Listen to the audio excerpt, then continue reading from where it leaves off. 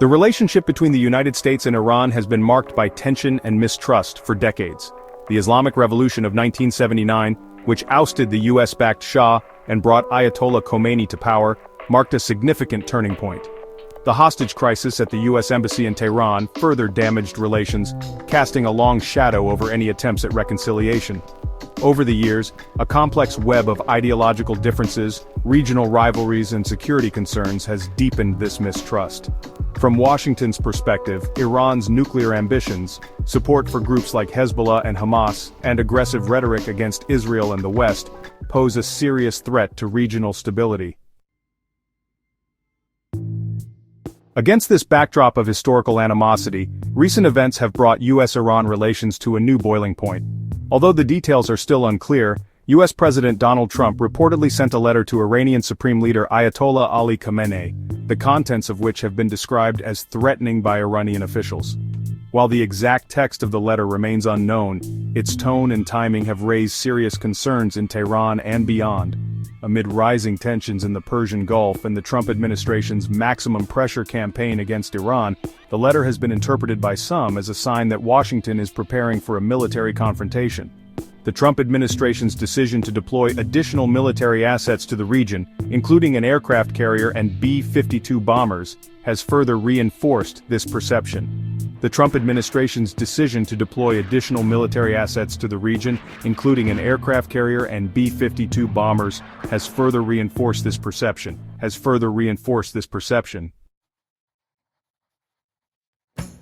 Ayatollah Khamenei's response to Trump's letter was swift and unambiguous. Rejecting any possibility of dialogue under pressure, the Supreme Leader reiterated Iran's long-standing position that it will not negotiate under duress. He accused the US of trying to impose its will on Iran and declared that such tactics would never succeed. This unwavering stance reflects the deep mistrust and animosity that many within the Iranian leadership hold towards the United States. From their perspective, Washington's history of intervention in the Middle East, support for Israel, and withdrawal from the 2015 nuclear deal have eroded any remaining trust. The recent escalation in tensions between Iran and the US is intertwined with the 2015 nuclear deal, formerly known as the Joint Comprehensive Plan of Action, or JCPOA. This agreement, reached between Iran and the P5+1, China, France, Russia, the United Kingdom, the United States and Germany, placed strict limitations on Iran's nuclear program in exchange for the lifting of sanctions. However, the Trump administration's decision to unilaterally withdraw from the JCPOA in 2018 and reimpose sanctions has jeopardized the agreement and significantly escalated tensions with Tehran. Iran, arguing that it has upheld its part of the deal, has responded by gradually reducing its commitments under the agreement, raising concerns that it may be moving closer to developing nuclear weapons. Part 5. Echoes of the Past. From Revolution to Sanctions. To fully grasp the gravity of the current situation, it's essential to examine the historical baggage that continues to plague US-Iran relations. The Islamic Revolution, which ousted the US-backed Shah and brought Ayatollah Khamenei to power, was a pivotal moment. The hostage crisis at the US Embassy, where 52 American diplomats and citizens were held captive for 444 days, further soured relations. Over the decades, a series of events, including US support for Iraq during the Iran-Iraq War, the designation of Iran as a state sponsor of terrorism, and the imposition of harsh economic sanctions, solidified the climate of mistrust. This shared history of animosity and confrontation plays a significant role in shaping perceptions and fueling the current crisis. Part 6. The Military Dimension. Iran's Asymmetrical Response. While Iran possesses a capable military, it is dwarfed by the conventional military might of the United States. Aware of this disparity, Tehran has adopted an asymmetrical strategy to deter potential US aggression. This strategy relies on ballistic missiles, naval mines, cyber warfare capabilities, and regional allies and proxies, such as Hezbollah. By threatening to disrupt oil shipments through the Strait of Hormuz, target US bases in the region, or incite its proxies against American interests, Iran seeks to raise the costs of any potential conflict and make US military intervention extremely risky.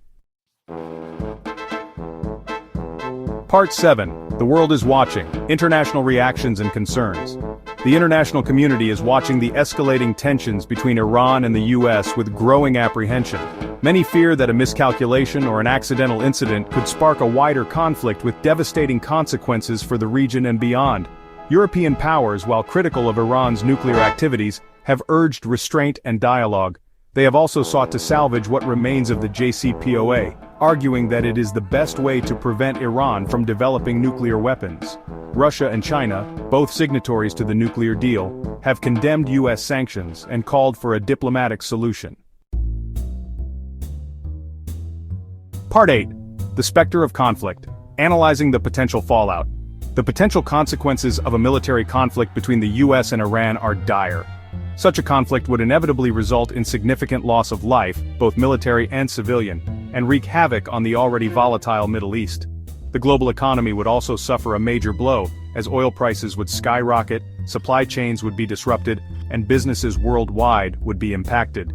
Furthermore, a war with Iran would exacerbate sectarian tensions in the region, potentially drawing in other regional powers and plunging the Middle East into a deeper abyss of violence and instability. Part 9. The way forward. Is dialogue possible? Despite the escalating tensions and deep mistrust, the path to dialogue remains open, albeit narrow and fraught with obstacles. Both sides have a vested interest in avoiding a catastrophic war, and there may be room for diplomacy, however challenging it may seem. For dialogue to have any chance of success, both sides must be willing to make concessions and find common ground. The US could consider easing some sanctions as a gesture of goodwill, while Iran could reaffirm its commitment to the JCPOA and address international concerns about its regional activities. The international community, particularly European powers and China, can play a crucial role in facilitating dialogue and building trust. Ultimately, the fate of US-Iran relations, and indeed the stability of the Middle East, hinges on the willingness of both sides to choose diplomacy over disaster.